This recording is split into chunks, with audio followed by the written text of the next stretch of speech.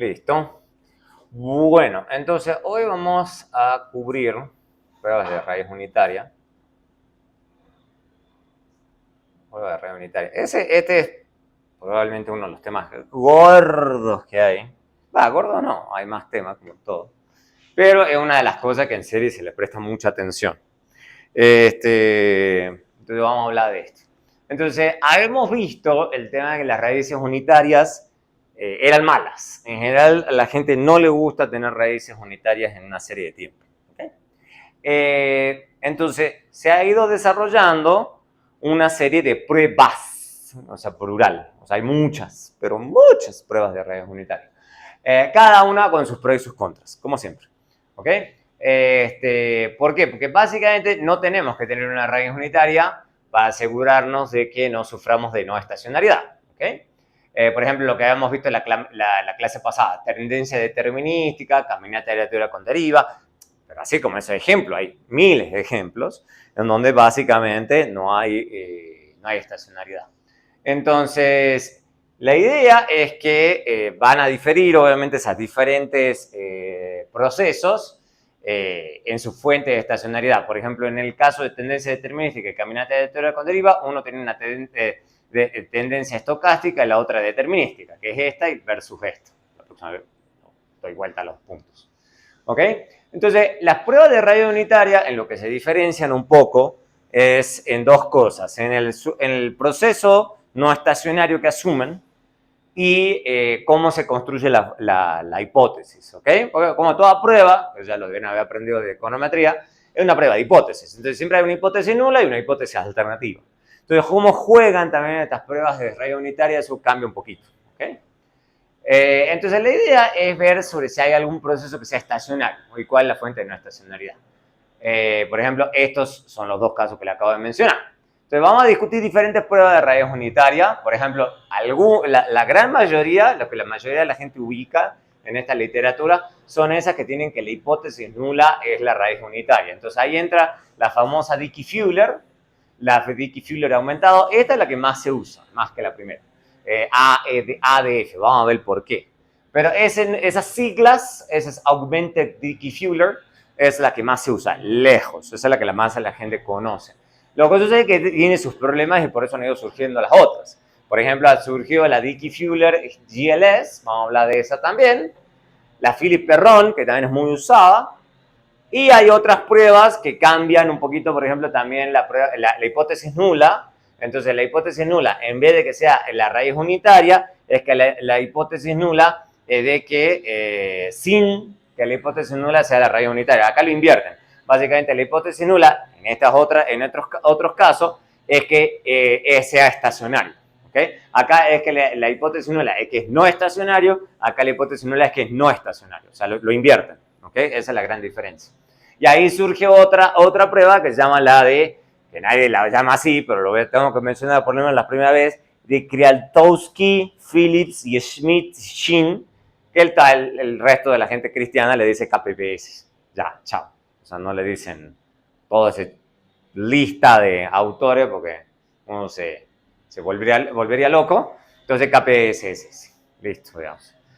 Bueno, obviamente, se ha reducido el apellido de uno a una sigla, es un poco... Pero bueno, quedó la sigla ahí. Entonces vamos a hablar de todas estas pruebas. ¿Okay? Y más, porque hay más todavía. Entonces, supongan que ustedes tienen el modelo general. O sea, casi todas estas pruebas suponen alguna versión de esto que estoy escribiendo. ¿Ok? Entonces, básicamente suponen, si uno lo ve con cuidado a esto es básicamente como si fuera una AR1, pero con tendencia.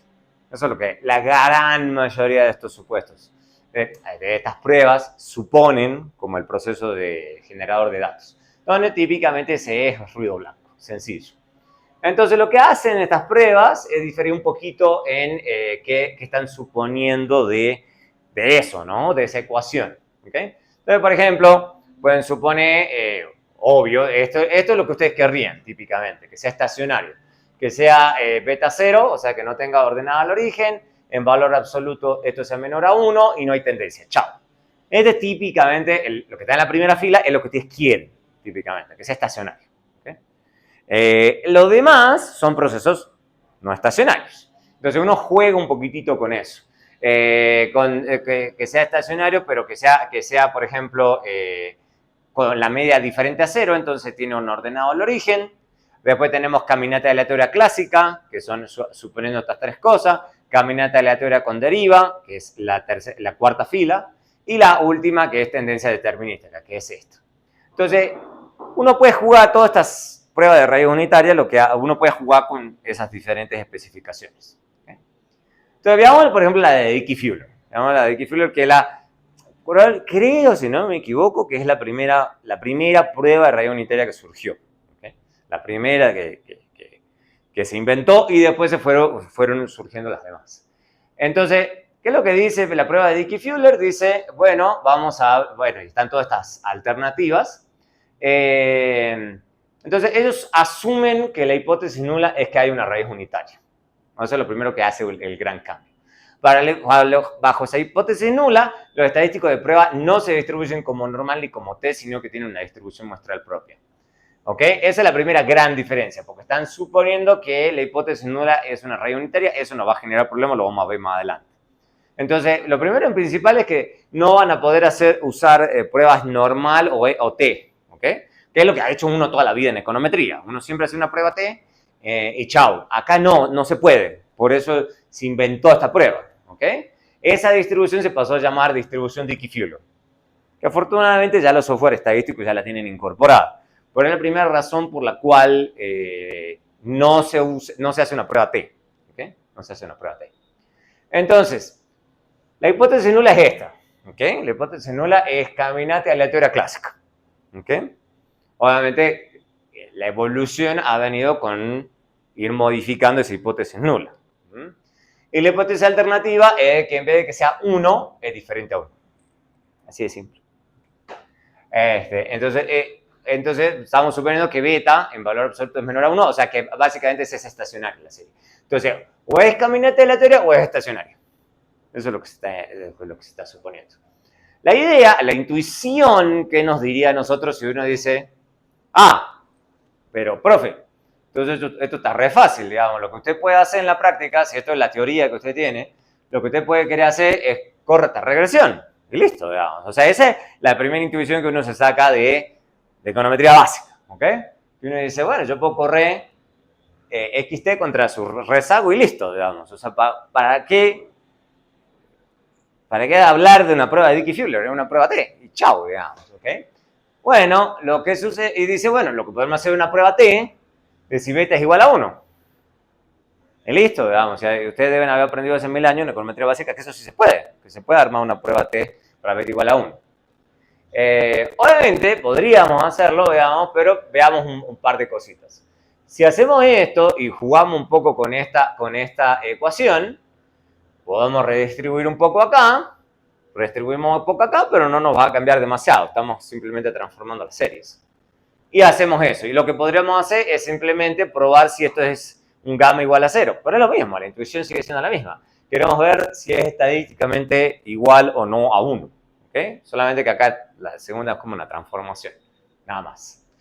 El problema que esto tiene, ya sea que uno quiera hacer esto o uno quiera hacer esto, es que bajo la hipótesis nula de raíz unitaria, la distribución muestral de este beta, ¿okay?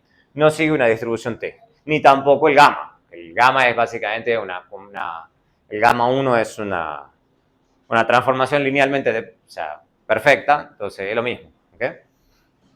Básicamente, ya sé que ustedes quieren hacer esto o quieren hacer esto, estarían haciendo mal las cosas. Ese es uno de los primeros resultados a lo que llegaron Dickey y Fuller, ¿ok?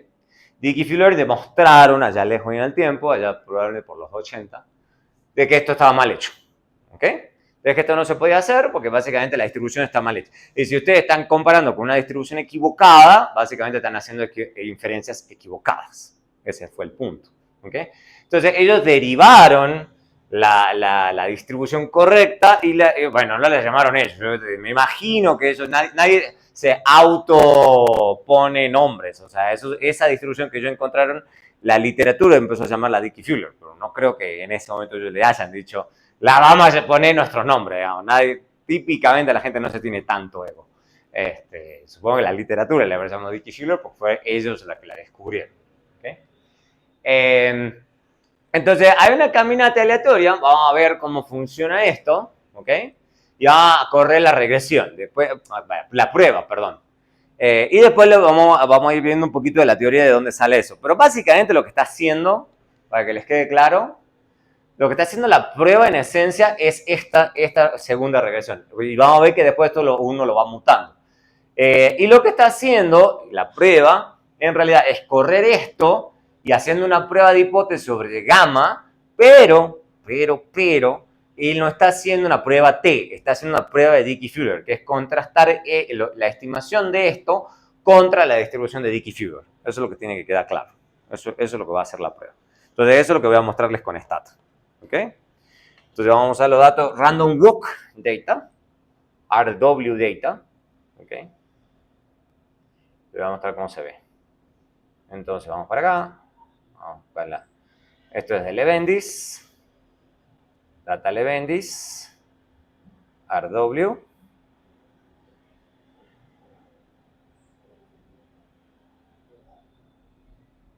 Acá.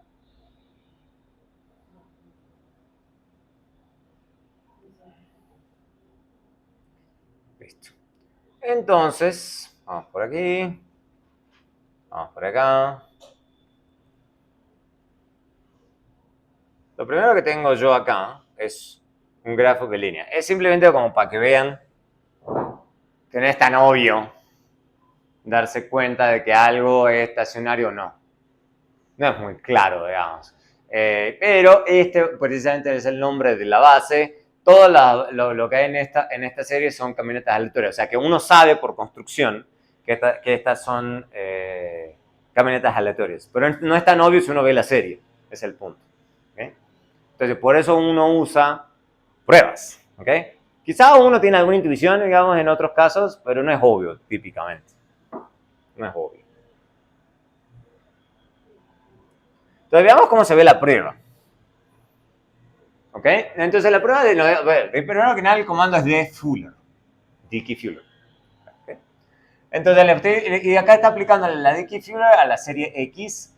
Sin constante, le estoy diciendo que el beta 0 lo estoy suponiendo igual a 0. Eso es lo que estoy diciéndole acá. Y lo que con reg le estoy diciendo que me muestre la regresión, que es esta parte que está acá. Si yo le saco el reg, él me va a mostrar solamente esta acá. Nada más. Eso es lo que va a hacer.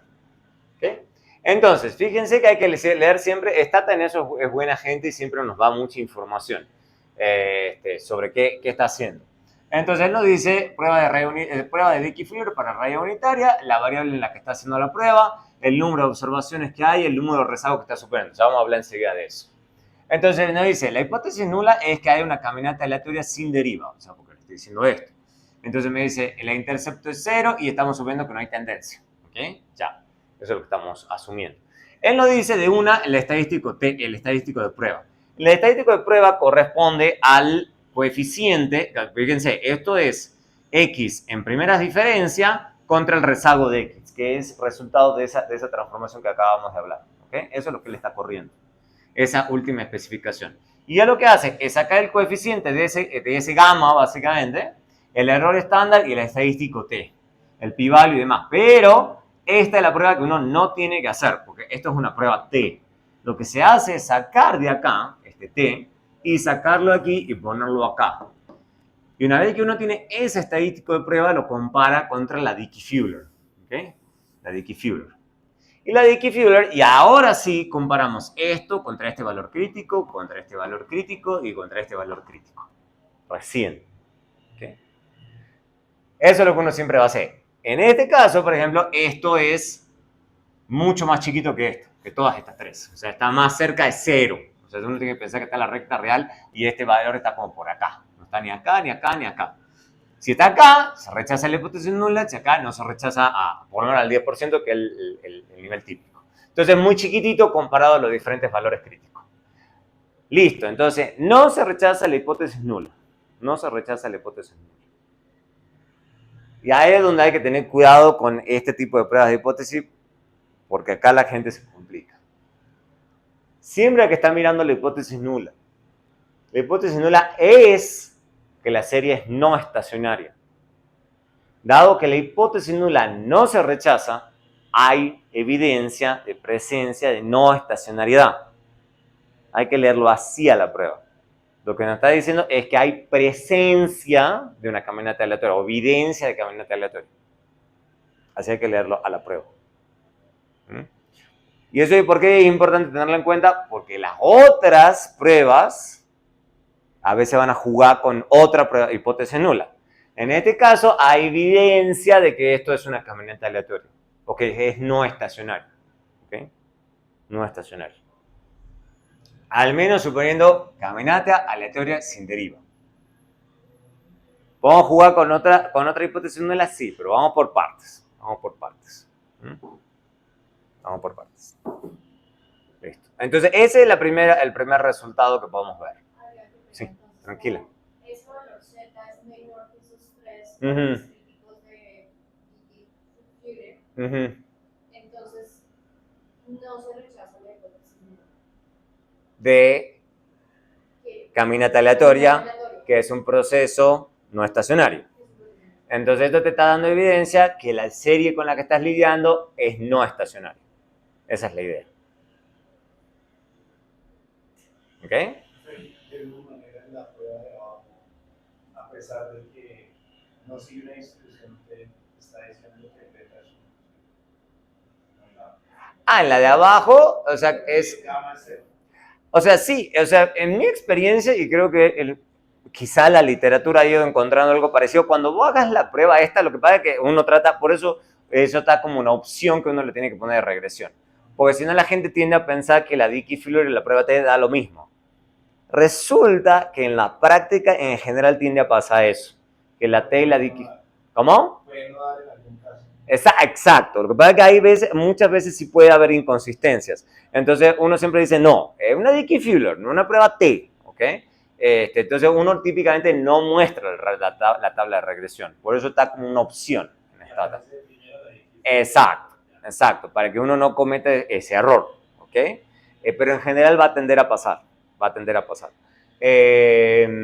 Sí, de hecho, si ustedes se acuerdan, que es lo que a veces la gente no se acuerda, si se fijan, digamos, en este caso que está derivada de la distribución, porque esto fluctúa según el número de observaciones y la especificación que estoy haciendo, estos números pueden cambiar. Pero sin embargo, ya en esta primera prueba se dan cuenta que esto es menos 1.95, que era el valor crítico que ustedes les enseñaban para la prueba T. Entonces fíjense que es muy parecido. ¿Okay?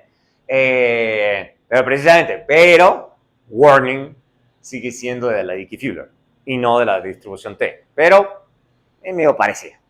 No vamos a negar eso. O sea, no vamos a tapar el sol con la mano. Pero no es la distribución T. Veamos otro caso. Veamos. Sí. Se me olvidan los códigos de stack. ¿Qué pasa si hago o toca probar también todos los otros casos de sin deriva, interferencia? O sea, todas las... Eso ya es a gusto tuyo. O sea, ya la gente precisamente, hay cosas que son parte de la práctica, como que la práctica termina gravitando hacia ciertas pruebas, que es lo que la mayoría de la gente hace. Y vos terminás siguiendo detrás de ese tren. Digamos, pero obviamente que técnicamente hablando vos deberías probarlas todas. ¿Ok? En teoría. ¿Okay? Se me olvidó poner la constante, entonces corrí una X. Exacto. Alguien podría decir, usted la subió mal. Exacto. Alguien te podría decir eso. Exacto. No, y eso que estamos hablando solamente de la Dickey-Fuller. Como lo acabamos de hablar, hay un montón de otras más. Entonces alguien te podría decir, no, esa no me convence a mí, hace esta otra prueba, esta otra prueba, esta otra prueba. Eso pasa todo el santo tiempo. Asuma tendencia, asuma tal cosa, asuma tal otra. Pasa todo el santo tiempo. Y te toca defender lo mejor posible, digamos, de que la que vos estás usando, o que por lo menos la mayoría te tiene que estar indicando hacia lo mismo. Pero depende, hay gente que es bien picky, que si una sola de 10 que estás haciendo, una sola falla, entonces te dice, no, ya no te creo. Y uno como, pero a ver, si de 10 pruebas que te estoy haciendo, 9 funcionan bien, bueno, pero depende a quién se lo estás queriendo vender. Depende. O sea, eso es ya muy criterio de la persona que está viendo lo tuyo. Porque lo que pasa es que en la práctica hay que ser honesto, ni en el 100% de los casos te va a dar que todo te va para tu lado ni para el otro. Normalmente te va a dar algún grado de... Especialmente porque acá estamos subiendo 99 observaciones. Hay veces estás con muchas menos. Y es el problema que van a tener muchas de estas pruebas, especialmente la Dickey Fuller. De hecho, uno de los talleres, el ejercicio es ese, que hagan varias simulaciones con la Dickey Fuller y se dice que, por ejemplo, la Dickey Fuller sufre de poco poder, ¿ok? Que básicamente para que funcione bien, les dice eso, tienen que tener muestras muy grandes, ¿ok? Si la muestra es chica, en general funciona muy mal la Dickey Fuller, incluso haciendo una simulación, ¿ok? Entonces, uno hace un montón de pruebas, ¿ok? ¿Hay alguna pista que nos pueda indicar si yo la X-Fuller tengo que meter tendencia o constante o algo? No, te toca probar. Te toca probar. Te toca probar con diferentes. Y no solamente lo de tendencia o no tendencia, va a haber más cosas todavía. Vamos a hablar de eso también. Vamos a hablar de eso. Listo. Entonces, habíamos visto esta. Entonces, veamos R examples también. R examples. Hasta el principio. R examples. Estos son autorregresivos. ¿Okay? Entonces, hagamos también en este la misma prueba. La misma para X, pero esta es otra base de datos, ¿no? En este caso nos va para el otro lado, por eso es que los ejemplos son buenos. Pero primero que nada, fíjense que la muestra bastante grande, tiene como 3.000 observaciones, entonces ahí es donde sabemos que más o menos todo funciona bien. Fíjense que, sin embargo, acá también estamos mostrando la tabla de regresión, también nos está mostrando el coeficiente, error estándar, pero lo que importa es este muchacho. Este muchacho se va para acá y esto lo comparamos contra los valores críticos. Entonces, a diferencia del caso anterior, en cambio, esto sí nos da súper grande, en valor absoluto al menos. Entonces, acá sí, con mucha fuerza se rechaza esto. Entonces, eso ya no está diciendo que estoy rechazando con mucha fuerza la hipótesis nula de caminata aleatoria, o sea que en teoría debería estar lidiando con una serie estacionaria, ¿ok? En vez de no estacionaria. O sea, porque puede rechazar con mucha fuerza la hipótesis de no estacionaria, ¿ok? ¿Qué pasa si empiezo a tener los mismos problemas como los del círculo unitario y ese test estadístico dio menos 2.59? Ahí es donde uno empieza con las dudas, ¿ok? Por eso te podría caer justo por aquí o justo por aquí. Sí, justo, sí. O justo aquí o justo acá, sí. O sea, ahí empezamos de vuelta con lo que decimos recién. O te toca probar otras especificaciones, como acabas de decir, o jugar con otras especificaciones, o con otras pruebas adicionales, ¿ok? Para tratar de estar seguro. Y pasa. A mí me ha pasado. Ya después, al último de todo esto de serie, le voy a mostrar un paper que por suerte ya lo logré publicar. No, todavía. Pero tuve ese problema que había eran 5 series. Ya una que era la que más problemas me estaba dando. Y había una sola prueba que era la que me daba así de manual, digamos. Y la sugerencia de los reviews, que me pareció rarísima, pero bueno, yo digo, con tal de que se publique, me dice, muestre solamente esa prueba. Yo como, ¿cómo va a mostrar una sola? Por así se publicó. Y no como, bueno, o sea... ¿Y en ¿Qué hago? general sí es válido aceptar hasta el 10% o no? O sea, esto es lo clásico. O sea, yo te diría el 100% de los economistas ha elegido el 10% como estos rangos como los clásicos. Obviamente, ¿qué es lo que vos querés? Si lo que estás buscando es no rechazar, es que por lo menos nunca rechaces al 10, y si vos buscas súper rechazar, que rechaces al 1. Eso es lo que la práctica econométrica en economía ha llegado. ¿Ok? Otra disciplina, desconozco. Yo creo que en otras disciplinas, creo que en medicina son mucho más estrictos. Creo que en medicina son algo así, no, usted tiene que rechazar como al 0,1, una cosa así, son como, o 0,01, porque quieren estar segurísimos que lo que están haciendo está bien, digamos, porque típicamente es con medicinas, procesos quirúrgicos y demás, entonces quieren estar seguros que lo que están haciendo no está matando gente, básicamente. Nosotros somos un pelín más laxos porque si hacemos alguna cosa, o sea, no estamos matando gente. Sí. Entonces, bueno, la práctica ha llegado a esto, ¿ok? No vamos a decir si está bien o no. Y de hecho, digamos, lo que ha hecho la práctica en realidad es el 5. El 5 es lo que la mayoría tiene como faro. Un faro. Y obviamente lo que les decía, puede no funcionar tan bien si ustedes tienen menos observaciones. En línea con lo que estabas sugiriendo recién. Justo acá, ya nos quedamos, por ejemplo, estamos tirando un montón de observaciones, nos quedamos con mucha menos. Pero fíjate que ya tiramos muchas observaciones, el estadístico T, bueno, en este caso se sigue rechazando, ¿ok? La hipótesis nula, pero ya es mucho más bajo que en el caso anterior. En el caso anterior era 30, ahora se baja a 3.9. Entonces, hay que tener cuidado cuando las muestras sean chicas. Hay que empezar a tener cuidado.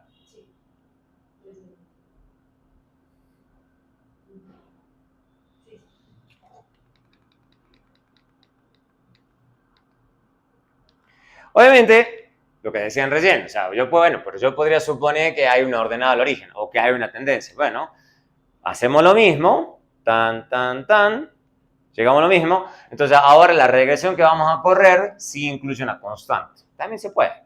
Entonces, se realiza la prueba de Dickey-Fuller, donde la alternativa es un proceso no estacionario con media no nula. ¿Ok? Es lo mismo, digamos. Es la misma cosa. Entonces, acá vamos a hacer la misma prueba. ¿Ok? Solamente que no le sacamos el no cons, o sea, lo va a hacer con cons. Y ahí sí, ya es otra prueba que estamos haciendo, también es una Dickey-Fuller, pero le estamos cambiando la especificación.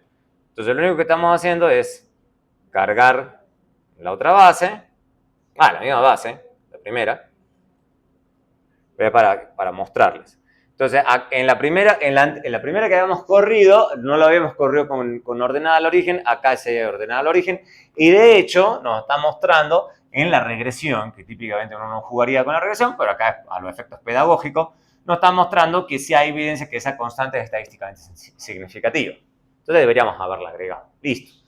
Entonces acá ya, fíjense, lo bonito de esto, digamos, es que afortunadamente McKinnon, que es un econometrista de los duros, se inventó ya para esta especificación un pi-value. Entonces eso ya nos facilita un poquito la vida. Pero, incluso usando ese pi-value, fíjense que justo está el problema que mencionaban recién, de que acá nos da 0.07. Bueno, ese ya no es tan obvio, ¿ok? Es como rechazar marginalmente, como se dice la hipótesis nula. Entonces ahí uno estaría como en el margen de decir, uy, ¿es caminata aleatoria o no es caminata aleatoria? No sé. Entonces ahí uno empieza a jugar ya con más pruebas. Uno hace más pruebas. Sí, como que uno está en el margen. O sea, algo así como que al 10% lo puedo rechazar. Y estoy con algo estacionario. Pero al 5% no lo puedo rechazar y tengo algo no estacionario. Ok, o sea. Cuando le pone ya el beta 0, ¿cierto? La constante. Eso lo único que hace es que afecta la estimación del beta 1 y cambia ese t, ¿cierto? Exacto. Sí. Pero puede cambiar mucho. Sí, claro. Sí. Sí. Ahí sí nos importa, o sea, la 3 sí nos importa para saber la significancia del coeficiente, pero no nos importa para la... No, exacto. O sea, a vos lo que te importa es esto. O sea, típicamente.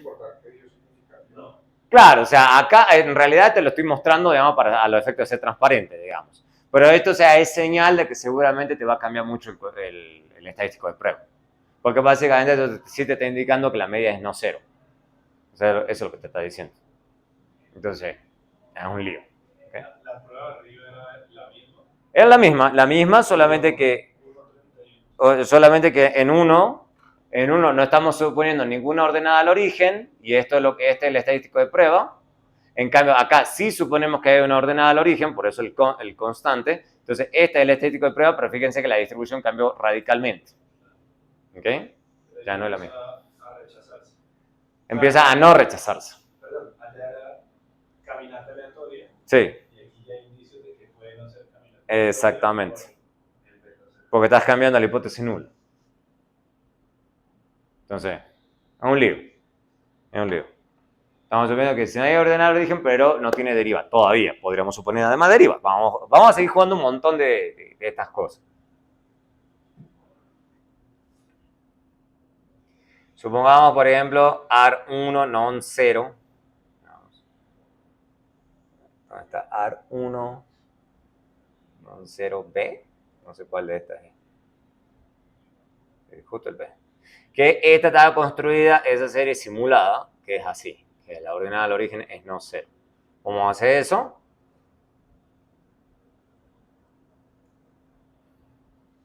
En cambio, en este escenario, este es otro caso, sí podemos rechazar con mucha fuerza la hipótesis nula, entonces podemos estar con mucha seguridad de que estamos lidiando con algo estacionario en vez de no estacionario. ¿Okay? Bueno, hay que siempre probar. O sea, y acá, afortunadamente, McKinnon sí se inventó los p-values, entonces eso nos da una mano porque no tenemos que andar comparando esto con estas otras cosas, sino que podemos sacar el p-value y listo. ¿Okay? Y ya. Eso es lo que hacen los econometristas puros. Se ponen a inventarse nuevas pruebas, a sacar nuevas distribuciones p-value, distribuciones de Dickey-Fuller. Yo les voy a enseñar principalmente para qué se usa, digamos, más que nos pongamos a encontrar nuevas distribuciones. Obviamente están las Dickey-Fuller ya después que se dicen aumentadas. Esto es lo que típicamente la gente usa. ¿Qué son las Dickey-Fuller aumentadas? Básicamente, por lo que se hace es agregar rezagos. Eso es lo que se está haciendo. O sea, básicamente lo que se hace es a esa misma regresión que estamos haciendo, o sea, vamos a volver a la especificación, no sé por qué no la tengo acá. Más atrás.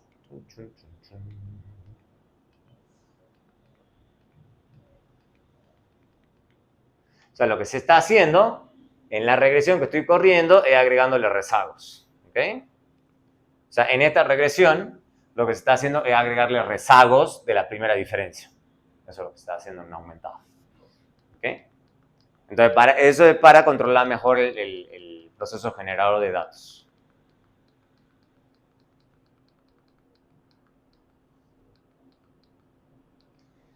Entonces, eso se hace para incorporar la autocorrelación, para limpiar la autocorrelación, si es que hay autocorrelación en los residuos, que es muy probable en una serie de tiempo, y para tener en cuenta procesos autorregresivos de algún orden.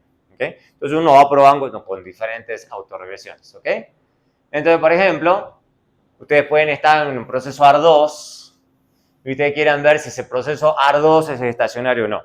Entonces lo que hacemos es el mismo proceso, muy parecido, le sumamos y le restamos el primer rezago con beta 2. ¿Okay?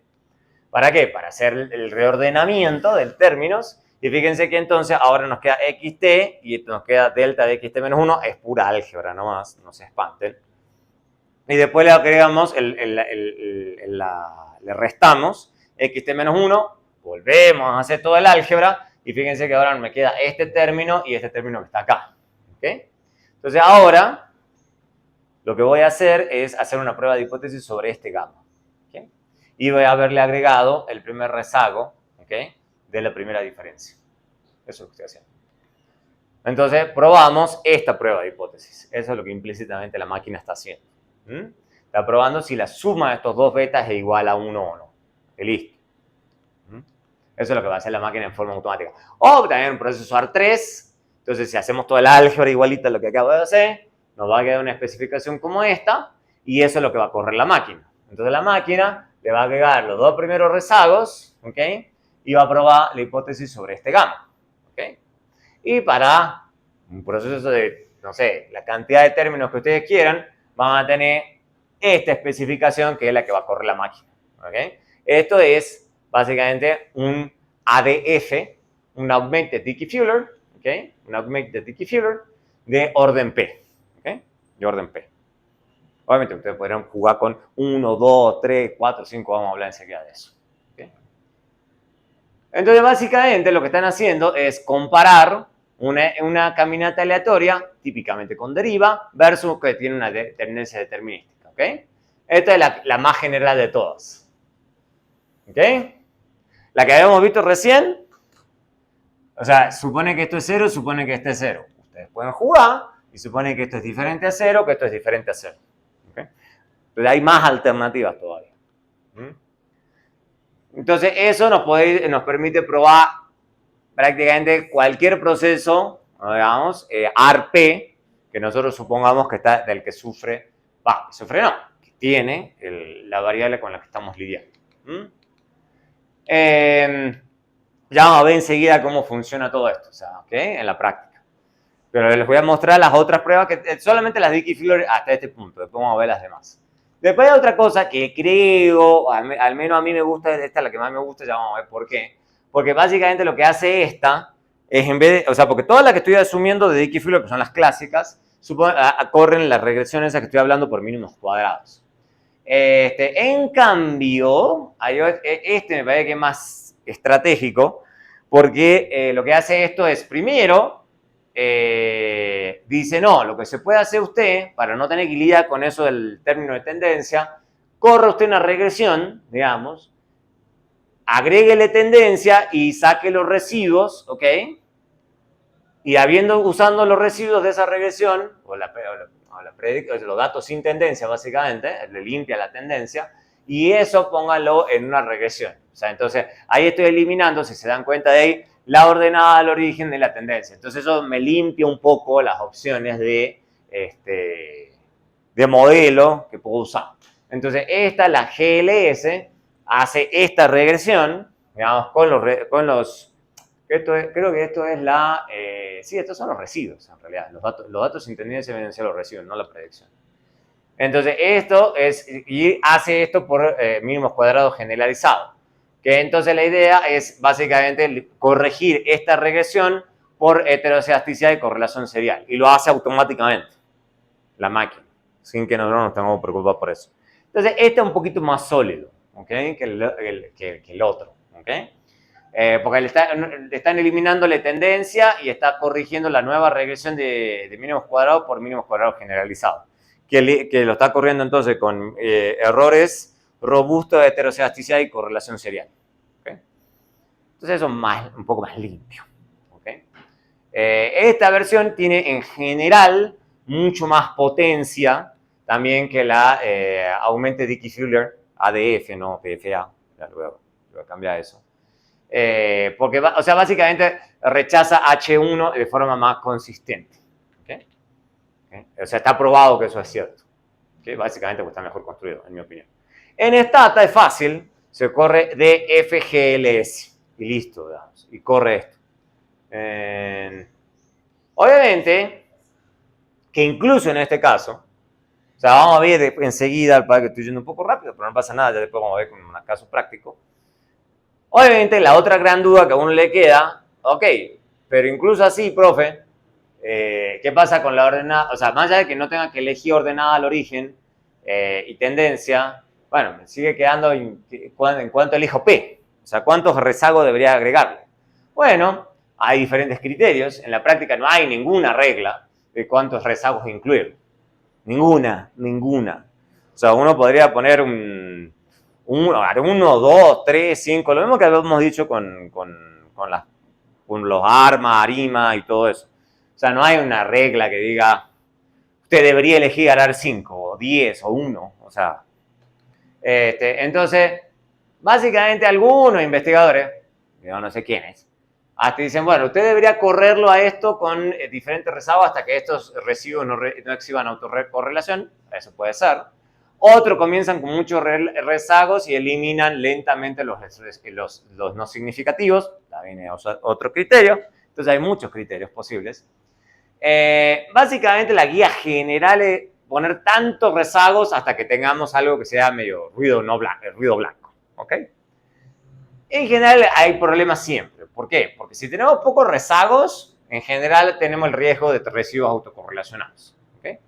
Y si tenemos demasiado rezago, la idea es que hay un montón de, o sea, lo que se dice sobreespecificar el modelo. O sea, básicamente tenemos más coeficientes de los que realmente necesitamos.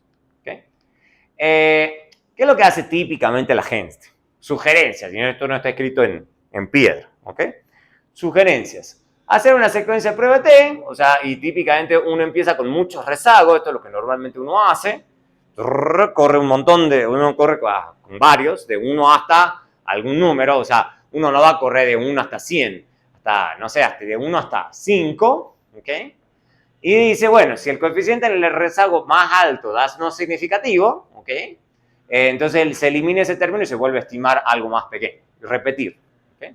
sea, típicamente, bueno, no sé, esto que hay un paper que creo que se inventó esto, y esto es básicamente lo que hace Stata, ¿ok?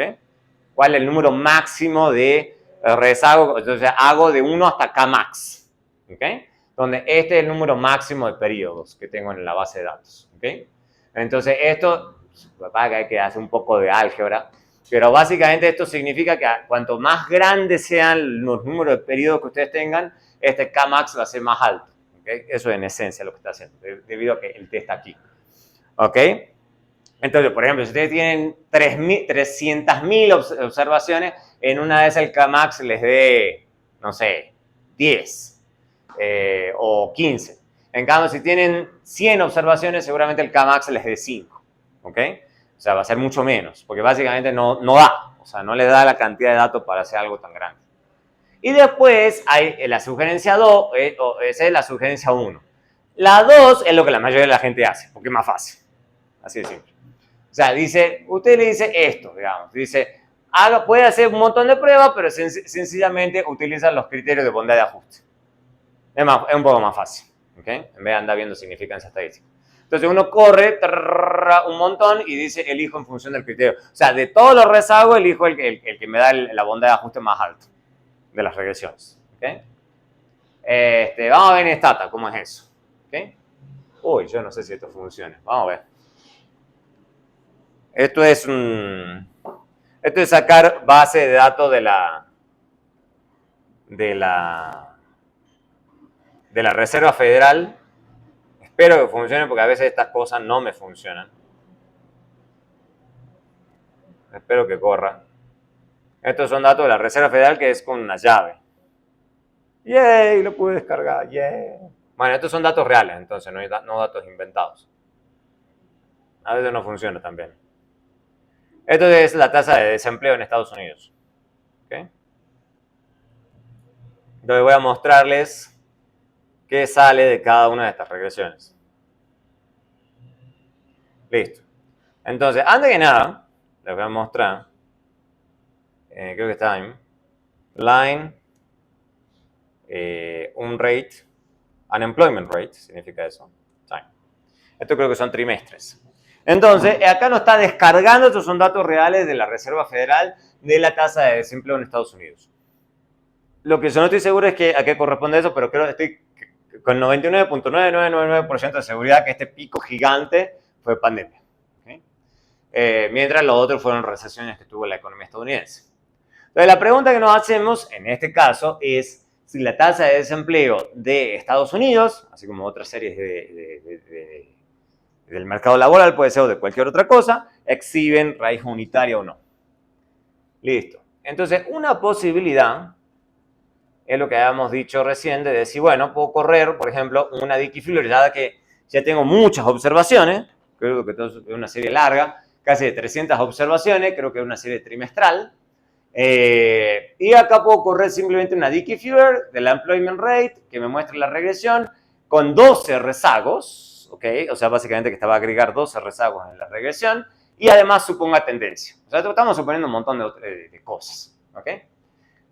Dicho eso, o sea, acá nos está diciendo que en base a todo eso no podemos rechazar la hipótesis nula. O sea, nos estaría diciendo, en principio, de que la tasa de desempleo sufre de raíz unitaria.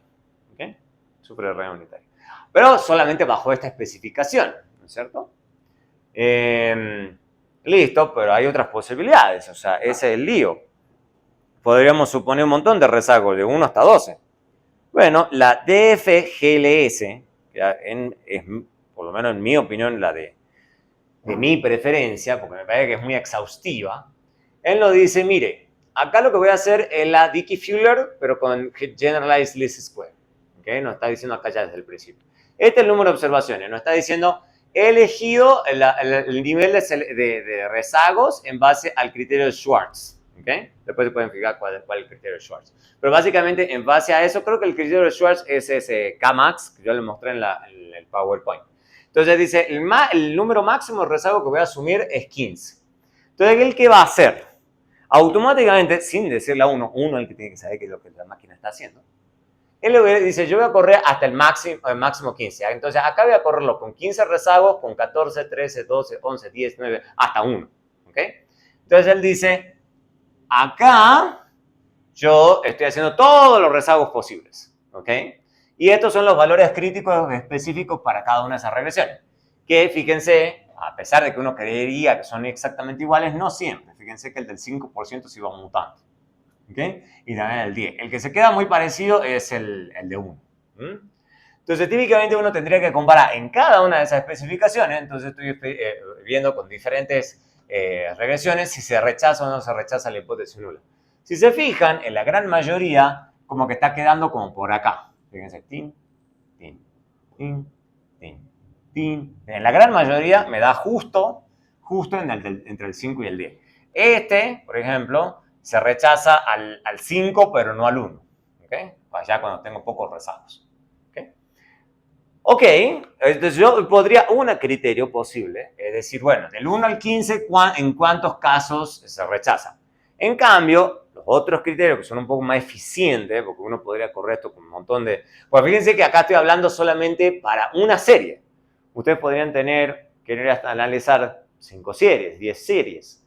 Entonces tendrían que hacer 15 por 5 o 15 por 10. O sea, en algún momento esto se empieza a salir de control. Entonces, ¿qué es lo que hace la mayoría de la gente? Dice, no, elige usted en base a algún criterio de bondad de ajuste, digamos. ¿Ok? Entonces, por ejemplo, acá, ¿qué nos dice? El óptimo lag, dice, según el criterio de NG Perrón, nos dice que está en 2. O sea, deberíamos uno elegir este. En este estamos rechazando al 5, pero no al 1. ¿Ok? En este otro también podríamos elegir, en base a este criterio de información, en el lag 1. ¿Ok? Entonces él nos dice, usted debería quedarse con el lag 1, también estamos rechazando entre el 5. Entre el 5, pero no al 1. Y después el Modified Akaker Information Criteria también nos dice que en el lag 1. O sea, también estamos rechazando el 5, pero no al 1. Entonces, ¿qué es lo que hace la mayoría de la gente? Elige alguno de estos, ¿ok? Y esto que está acá, para los que son muy curiosos, esto es el Root Mean Square Prediction Error, que es un criterio también de bondad de ajuste de las regresiones. ¿Okay? Entonces, todos estos tienen algún criterio algún criterio de selección. Uno normalmente elige uno y dice, yo me voy por este, entonces voy a correr todas. Por ejemplo, voy a elegir todas las series con las que quiero estudiar, un Dickey-Fugler GLS, y voy a elegir en base a Modified Akaker Information Criteria. En base a todos esos criterios y esta prueba de hipótesis, yo estoy rechazando al 5, pero no al 1. Ya. Y corro lo mismo con las demás regresiones. Eso es normalmente lo que la gente hace. ¿Okay? Y fíjense que ya acá, ya solo con esto yo tengo un resultado. Si ustedes quieren ponerse en estricto, porque también hay gente que quiere ser muy estricta, pueden correrlo el Dickey-Fugler, ¿okay? Con un lag 1 y que me muestre la regresión, solo para estar seguro. Y fíjense que confirma lo que decía el comando anterior, ¿no? En general va a pasar eso. Que estamos rechazando al 5, pero no al 1. Estamos rechazando al 5, no al 1. Y esta es la regresión en concreto. Con un solo rezago. Y tendencia. ¿Okay?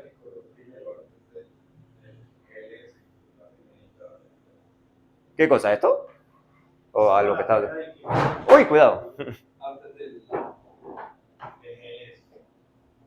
Esta que está acá, que es con un montón de rezagos. ¿Ok? Tiene 12 rezagos. En una de esas es demasiado. ¿Ok? En una de esas es demasiado. Entonces, para eso sirven estas de GLS, porque prueban todos los rezagos posibles. Porque fíjense, digamos, si es que se quieren poner muy en piqui, fíjense que una vez que uno ve la regresión, algo que salta claramente a la vista es que hay un montón de esos rezagos que no está dando nada. ¿Ok? Entonces, es muy probable que estamos sobreespecificando la regresión. ¿Ok? Entonces, y de hecho, más o menos lo que nos estaban indicando la primera de bondad de ajuste, fíjense que fue el primer rezago el que está dando bien. Y esto es no rezago, ¿no? Esto no es ningún rezago. Esto es el rezago 1. Si nos está diciendo que hay algo. Pero los demás, acá también esto, acá, el primer diferencia también. Pero el resto no da nada. El resto ya es del 2 al 12avo, es como meh. Entonces, por eso los criterios de bondad de ajuste a veces son útiles. ¿Okay? O sea, Entonces, fíjense que ahí limpiando un poco el panorama, sí podemos rechazar la hipótesis nula. Y de hecho con bastante fuerza. Ya rechazando al 5 uno está más o menos contento. ¿Okay? Cuando está en punto 07 donde uno como que uno ya empieza a tener problemas. Pero punto 02 la gente está como yay. De hecho hay memes y todo de punto 49 y uno no. Punto 049. No. Sí.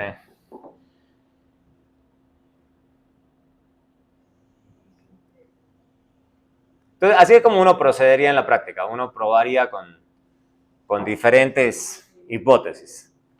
Pero la DFGLS es probablemente dentro de las Dickey-Fuller, creo que lo que la mayoría de la gente haría. Después está obviamente la Philip-Perron. La Philip-Perron lo que hacen es, de vuelta, corregir los errores estándar por heterocedasticidad y autocorrelación. ¿Okay? Muy parecido a lo que hace la Dickey-Fuller GLS, pero es un poquito diferente. ¿Por qué? Porque esta supone desde el inicio esta especificación, un poquito diferente, no es wow. ¿Ok?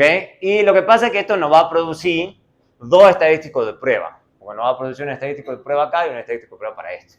¿Okay?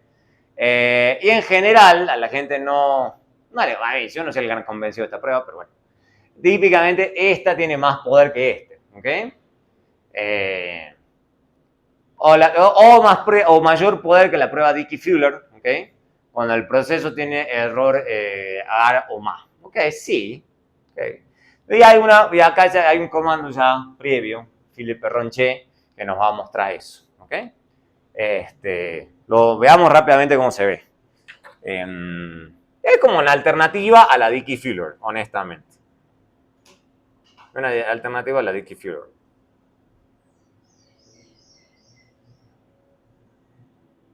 Creo que era este. Entonces, fíjense que esto es lo que típicamente va a pasar. En la Philip-Perron, no dice, prueba de raíz unitaria de la Philip-Perron, 100 observaciones. Él nos dice que eligió en base a la Newell West. Newell West es básicamente una forma de calcular las regresiones con serie de tiempo y corregir correlación serial, para que sepan. Por eso la Newell West. Entonces, él dice, para corregir por correlación serial voy a agregar 3 rezagos. Eso es lo que nos está diciendo. Y después él corre los estadísticos de prueba y él nos dice, pues de nuevo, o sea, la gente o se va por uno o se va por el otro. Acá nos dice McKinnon el p-value, yo usaría el p-value. Fíjense que justo da 0.47, justo lo que decía. O sea, se rechaza la hipótesis nula, pero como ahí, como en lo justo. ¿No? O sea, acá nos muestra la regresión, que es la regresión que estaba ahí.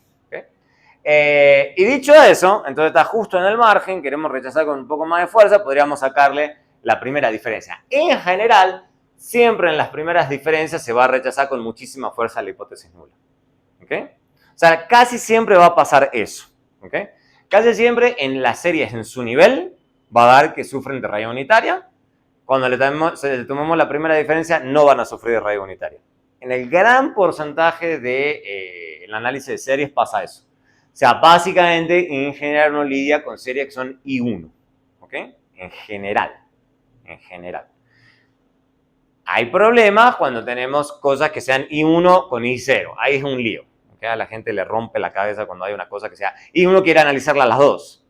O ustedes quieren que todo sea I0 o ustedes quieren que todo sea I1. Cuando empiezan a hacer una ensalada ahí, ojo, ¿ok? Empieza a haber problemas. ¿Okay? A la gente no le gusta. ¿La cointegración son dos I1s que producen una I0 o son una combinación de I1 y 0 que producen I0? Normalmente cuando vamos a llegar a cointegración. En cointegración vos querés que todas sean también I0 o I1.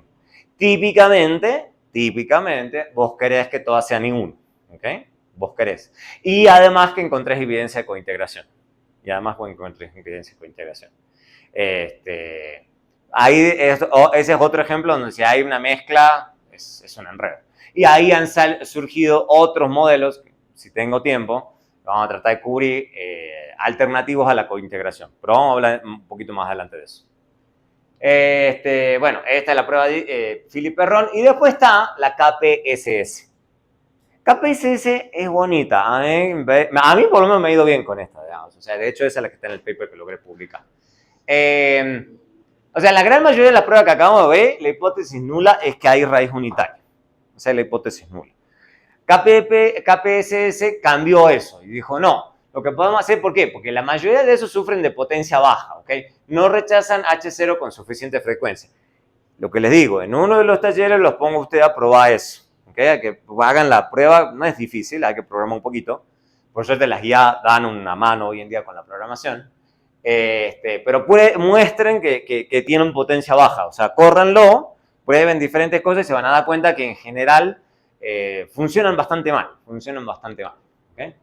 En cambio, lo que hace la KPSS invierte las cosas y tiene la estacionariedad como hipótesis nula, ¿okay? Como hipótesis nula, o sea, lo da vuelta, ¿okay?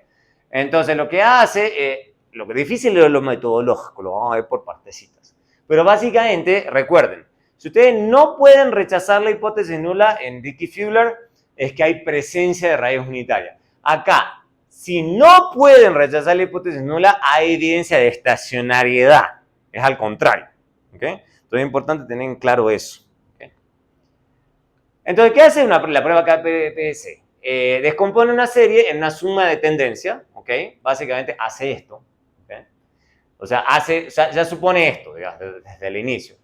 Donde esto es un error estacionario y el componente de caminata aleatoria es este pedacito que está acá. ¿Okay? Y eso supone que obviamente esto es un ruido blanco. Si U tiene varianza 0, R no es una caminata aleatoria, ¿okay? Y Y es un modelo estacionario con tendencia. O sea, entonces él no está suponiendo una caminata aleatoria, está suponiendo algo que es no caminata aleatoria. ¿Okay? Algo más sencillo. ¿Okay? Entonces, básicamente esto ya es muy técnico, es una prueba de multiplicador de Lagrange o Lagrange multiplier o lo que ustedes vieron en alguna clase, LM. Es una prueba LM. ¿Okay? En Stata, vamos a hablar de Stata, en vez de meternos en tanta teoría, se usa con el comando que es sencillo, que es KPSSY.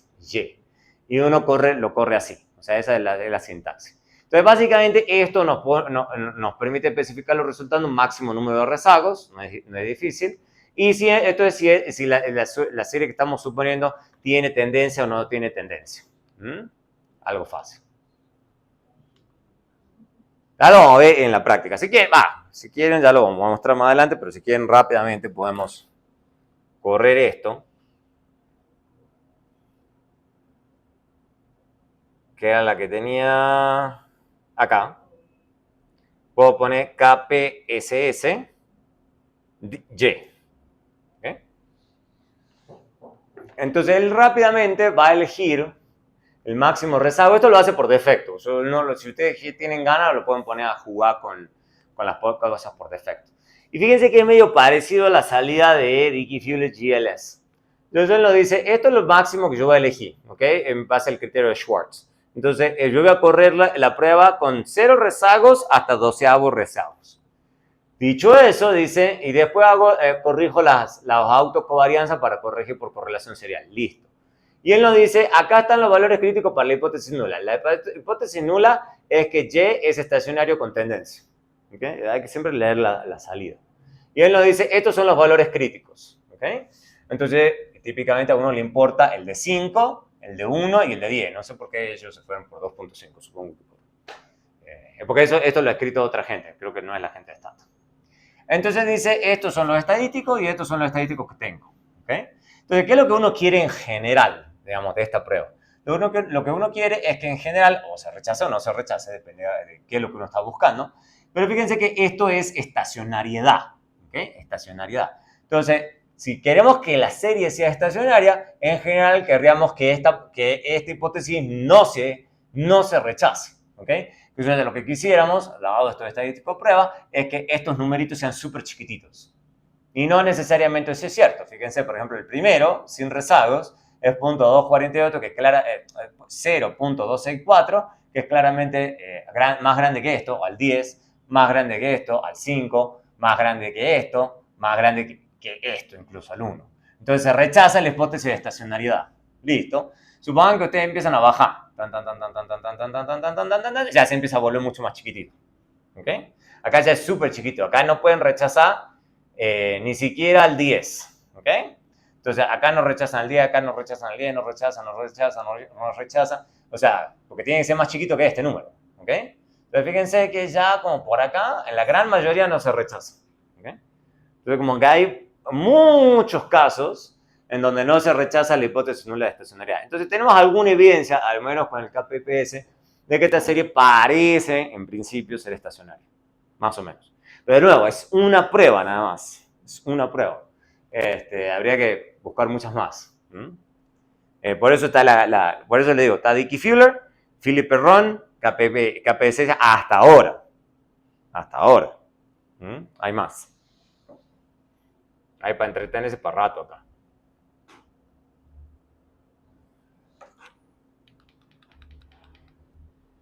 Nelson y Plosser, ¿ok? Básicamente lo que dice, esto es un paper, allá un poco viejo, que no me acuerdo, es del 82, o sea, tiene 44 años. 43, 44. Entonces la idea era estudiar varias series de Estados Unidos y ver si tenían raíz unitaria, ¿ok? El problema si una serie tiene raíz unitaria es que un shock a la economía tiene efectos de largo plazo, ese es el interés empírico. Si no tiene raíz unitaria, la idea es que la economía es resiliente y un shock tiene solamente un efecto temporal, un efecto permanente. Entonces, ellos lo que hacen es decir, bueno, vamos a estudiar, o sea, las ecuaciones que ellos usan son estas, ¿ok? Usan estas. Y lo que les voy a mostrar, digamos, es en Stata, lo tengo ya armado, la simulación de esta tablita. Esto es la tablita de ellos. Y acá sacan un montón de cosas. Vamos a tratar de darle lectura a esto. Pero básicamente están fijándose sobre si aplicarle a cada una de estas series esta ecuación y ver si sufren o no de raíz unitaria. Vamos a verlo rápidamente. Pues eso es lo que hace el do-file del que vamos a hablar. Fijémonos rápidamente que el raw es lo que más nos va a importar, digamos, ¿no? Porque eso es lo que nos va a indicar si la serie es o no de raíz unitaria. Y lo que es lo que uno está viendo, a ojo nada más, ya no lo vamos a ver con más cuidado, pero la mayoría aparentemente está cerca de 1, ¿no? Entonces lo que ellos llegan a inferir de este ejercicio es que la gran mayoría de estas series sufren de raíz unitaria. ¿Okay? Lo que no podemos hablar de todos los demás, pero lo que más nos va a importar es este muchacho que está acá. ¿Okay? Vamos a hablar de eso.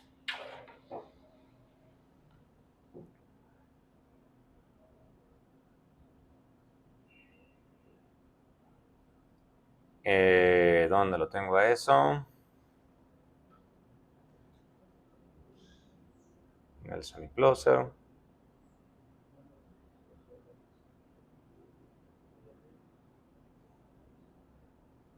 Acá.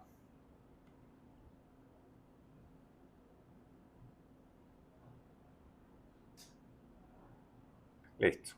Entonces acá va a cargar, no creo que se vaya a cargar tan fácil.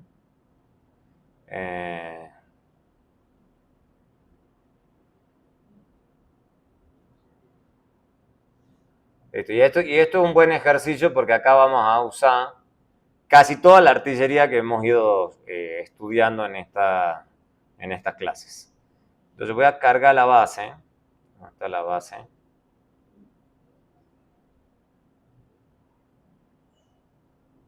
Está Nelson.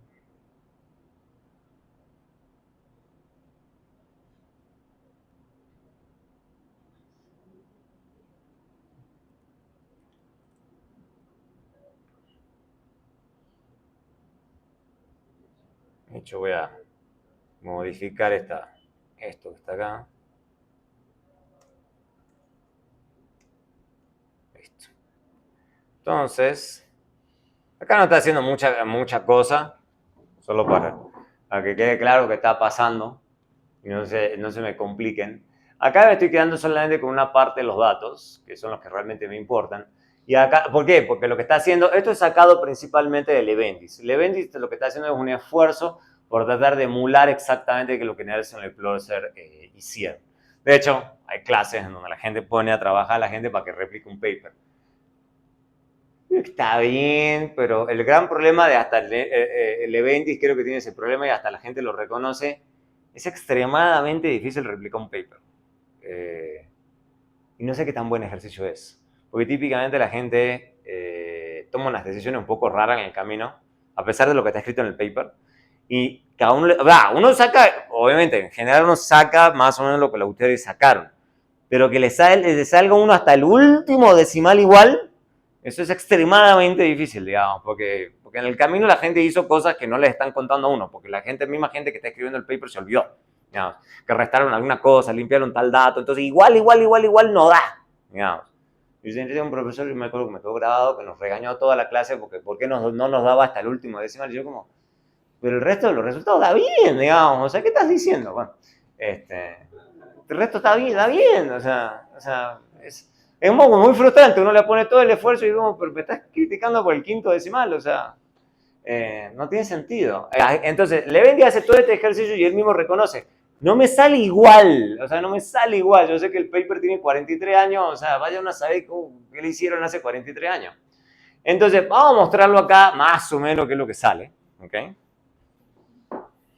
Y lo primero que ellos hacen son correlogramas, ¿ok? Está bien. Entonces, lo primero que ellos hacen es decir, bueno, vamos a estudiar las series que ellos estudiaron, ¿no es cierto?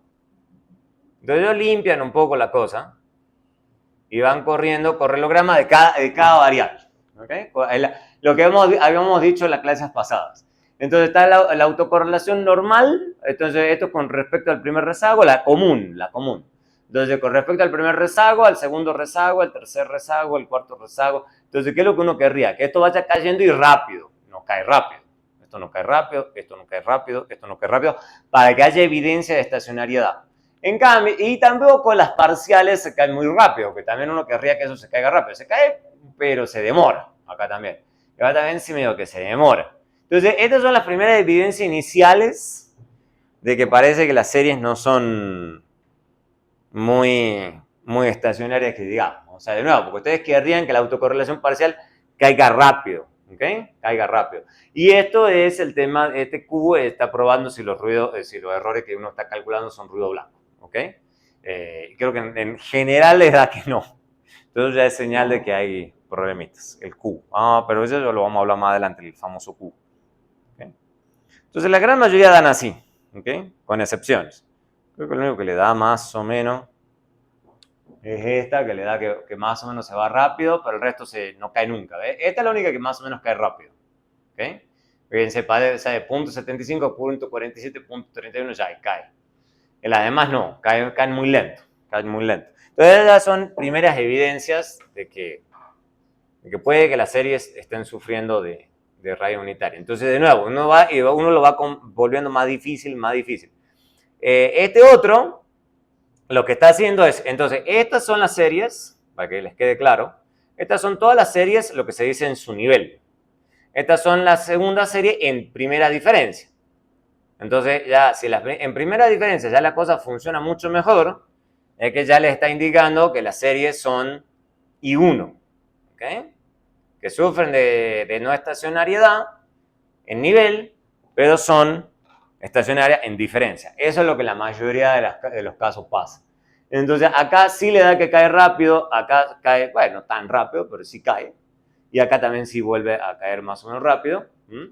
Y fíjense que acá la evidencia de ruido, porque esta creo que la hipótesis nula del Q es que el ruido sea ruido blanco. Si no se rechaza, es que hay evidencia de ruido blanco. Entonces acá en la mayoría se sube un poquito más, solamente que no se sube un montón, pero más o menos le está diciendo que parece que hay alguna evidencia ahí de que sean ruido blanco. ¿Ok?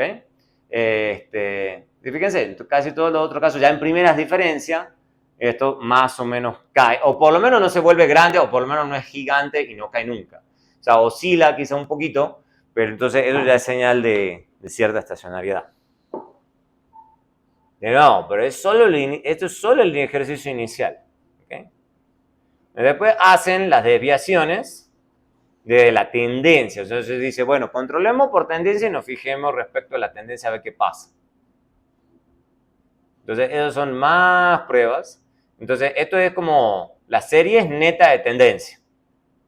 O sea, por eso desviaciones de la tendencia. Entonces, pues le pongamos una tendencia lineal y veamos cómo se comportan las desviaciones respecto a la tendencia.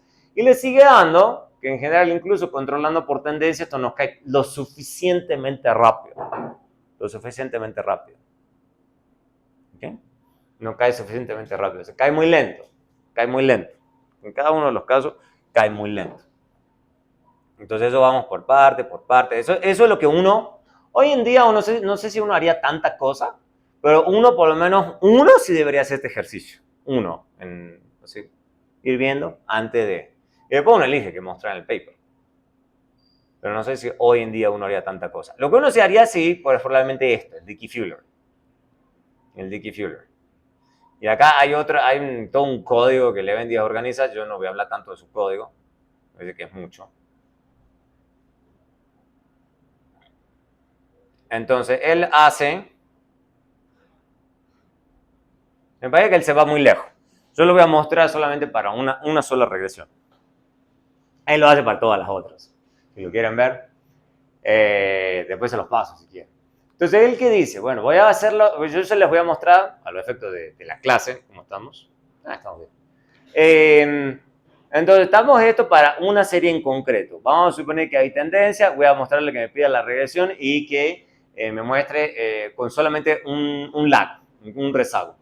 Entonces, él, suponiendo todo eso, me está mostrando que no puedo rechazar la hipótesis nula de raíz unitaria.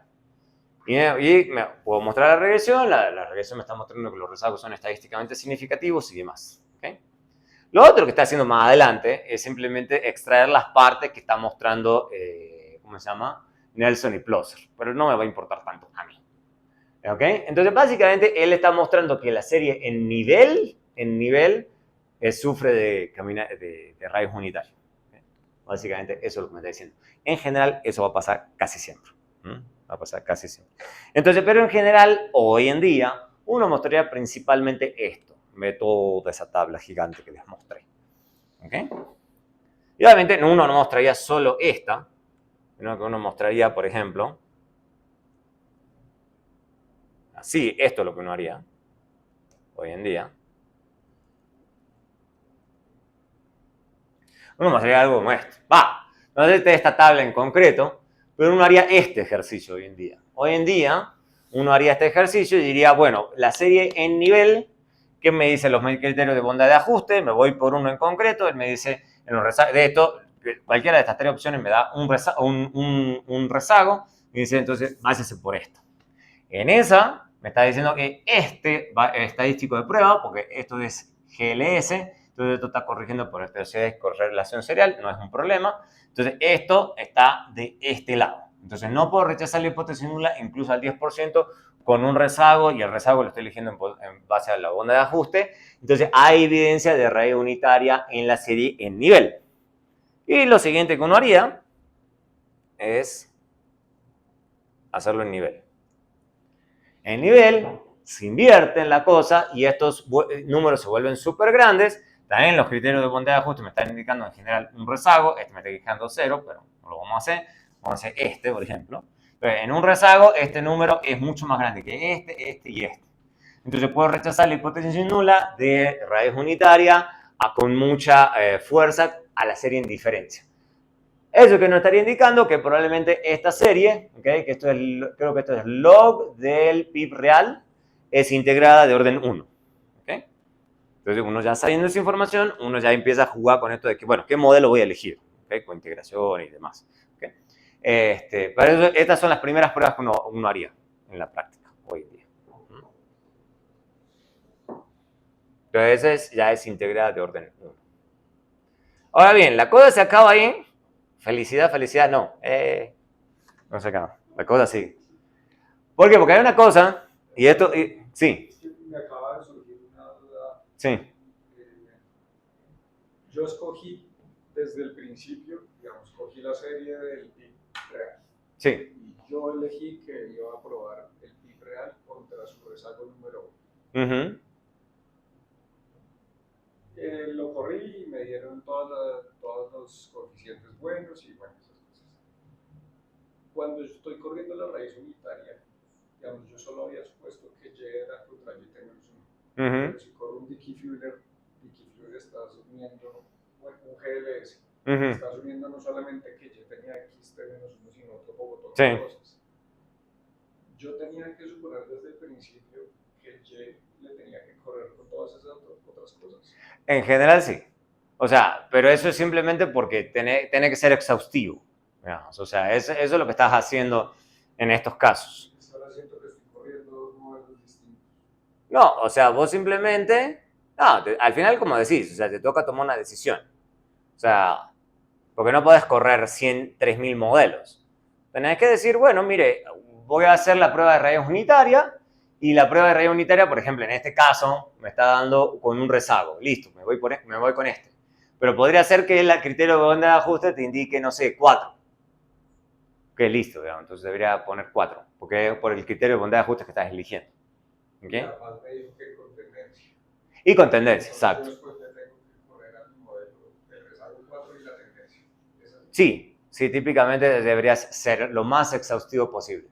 En este caso, no me acuerdo la hipótesis no es la que está haciendo, si le está poniendo tendencia o no le está poniendo tendencia. Ah, no, es que este ya le limpia la tendencia. O sea, esto corre, o sea, en un paso previo está corriendo la serie contra una tendencia y está sacando los residuos y a los residuos le está aplicando la prueba de red unitaria. Entonces acá ya implícitamente está suponiendo que hay una tendencia. Sí. Sí.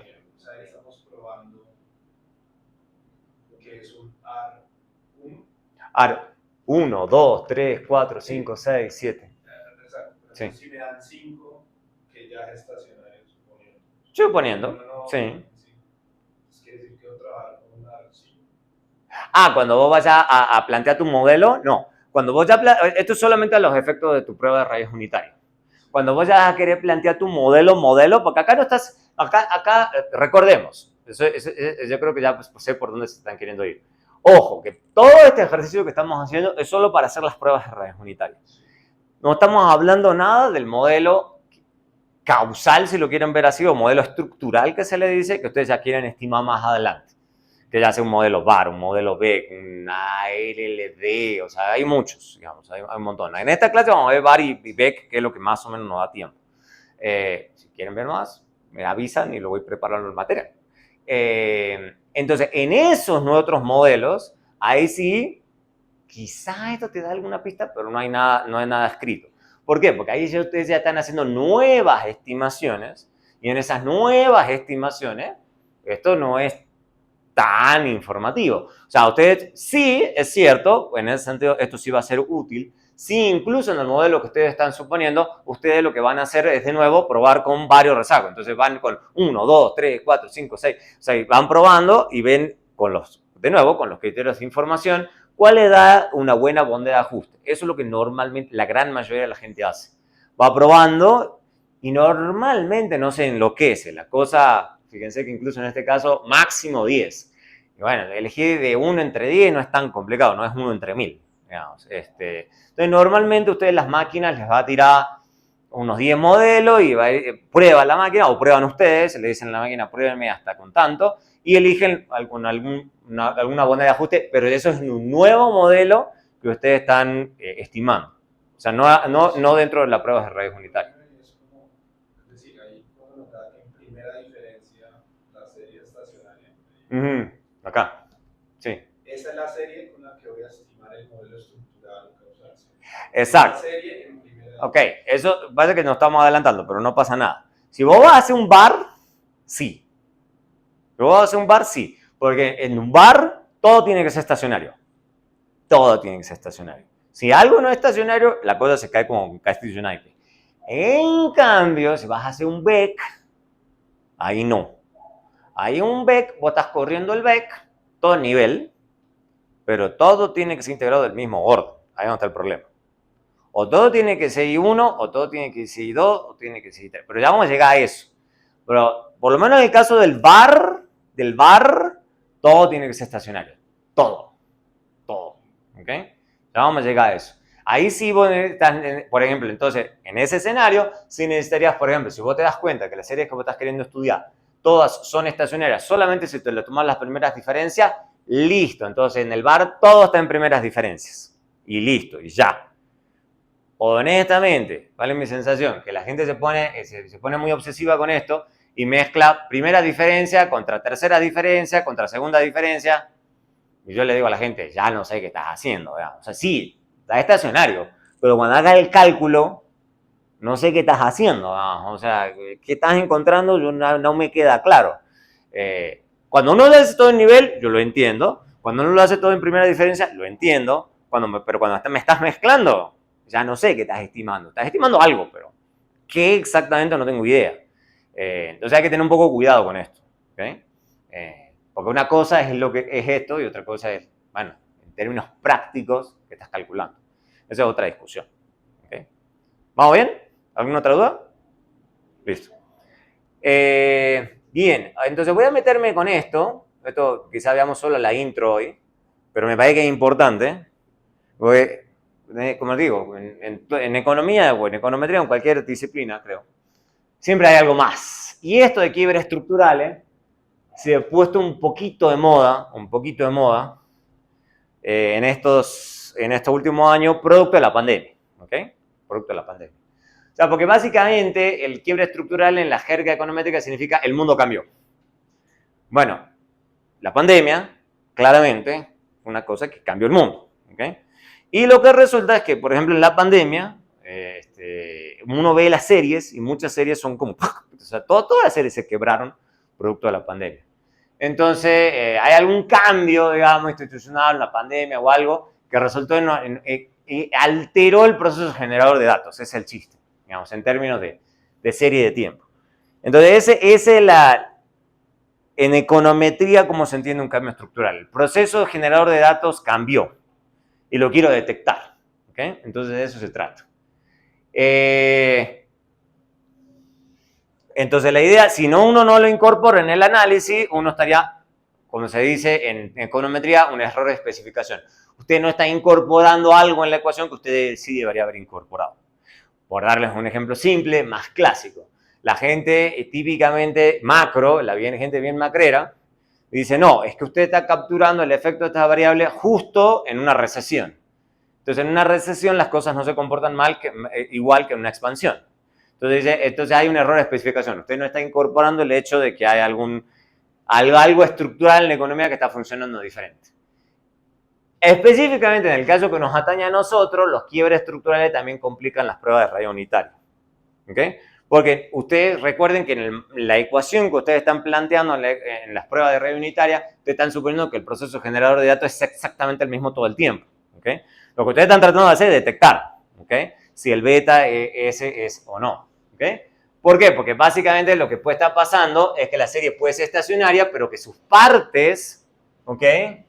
Puede ser no estacionaria en una prueba, pero sus partes pueden ser estacionarias. O sea, entonces, ustedes tienen el quiebre estructural, pero antes del quiebre era estacionaria y después del quiebre sí era estacionaria. Pero como ustedes están metiendo todo en la misma ensalada, digamos, entonces la prueba les está funcionando mal. Eso es básicamente lo que está pasando. ¿Okay? Entonces, básicamente, los quiebres estructurales significa que los datos se generan a partir de dos procesos diferentes. Uno antiguo y otro nuevo. ¿Okay? Entonces, la prueba de raíz unitaria las tradicionales, las que hemos visto hasta ahora, no tienen en cuenta eso. ¿Ok? Y por lo tanto, pueden evaluar mal el proceso generador de datos. Entonces, por ejemplo, estos son varios ejemplos que hay. ¿Ok?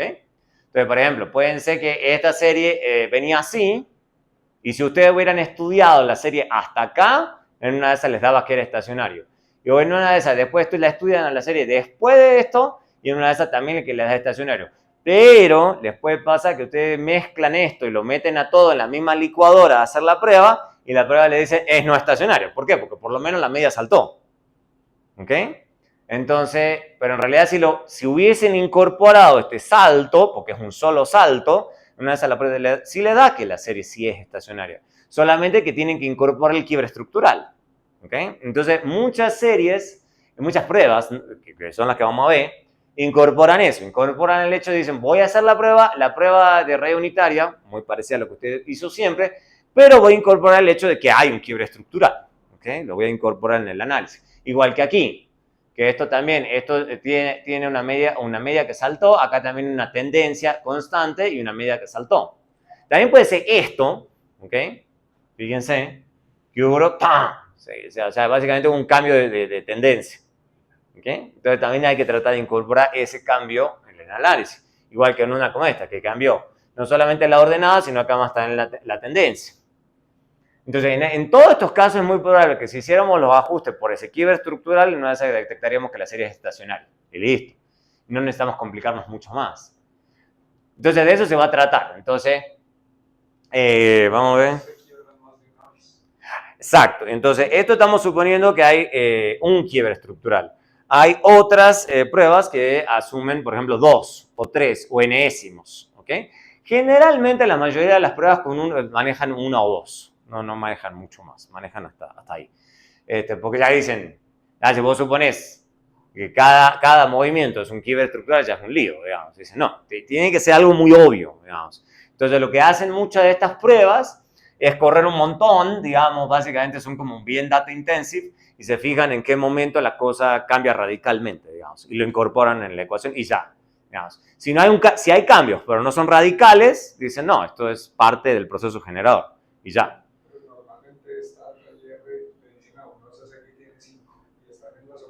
Claro, exacto. Entonces eso podría ser una recesión, por ejemplo. Entonces ahí es donde uno ya tiene que pensar bien cómo va a manejar el tema de las pruebas de raíz unitaria. ¿Ok? Y de ser honesto, digamos, como te digo, lo que vamos a ver son algunas pruebas de raíz unitaria que incorporan estos quiebres estructurales. Pero es difícil incorporar demasiados, digamos, porque ya uno empieza a sospechar y dice, bueno, no es a lo que estás detectando, no son quiebres estructurales, son parte del proceso generador. Ahí sí ya empieza el tema subjetivo. ¿Es parte del proceso generador o son quiebres estructurales? Es complejo de detectar. A veces, como lo hace a mucha gente, digamos, honestamente, por ejemplo, con el caso de la pandemia, la gente pone unas dummies y ya. Hace eso. O sea, corre la misma prueba, digamos, que varias de la Dickey-Fuller, pero le agregas una binaria, digamos, de la pandemia, o sea, los años de la pandemia, agregas unas binarias. Y ya. Y decís, hay claramente, digamos, no necesitas hacer ninguna prueba, yo sé que hay una crisis. Entonces, para esos años, 20 típicamente, 20, 21 y 22 típicamente son esos 3 años y ya, nomás. Y dice, y ya, o sea, hago la misma prueba, pero agregando estas binarias. Y listo, no hay más. Ahí pones el freno. Y decís, controlé por quiebres estructurales. Y ya. O sea, eso es meterle dummies a la prueba de regresión. Exacto.